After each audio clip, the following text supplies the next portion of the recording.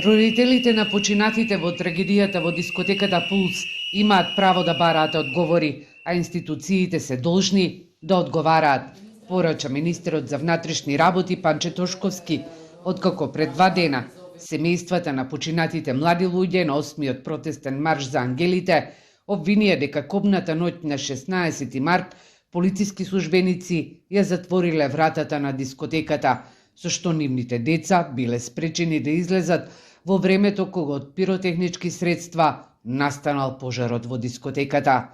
Тошковски забележа дека во моментов се преземаат сите активности од страна на јавното обвинителство околу случајот со пожарот во дискотеката.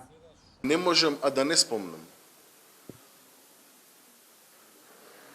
дека само Господ на крајот, на завршување на целокупниот овој процес, ќе биде оној кој што ќе суди за секоја една солза која што дополнително непотребно е исплакана од македонскиот народ, заради тоа што одредени политички лишенари се обидуваат цело време упорно, свесно да манипулираат со македонскиот народ и особено со родителите.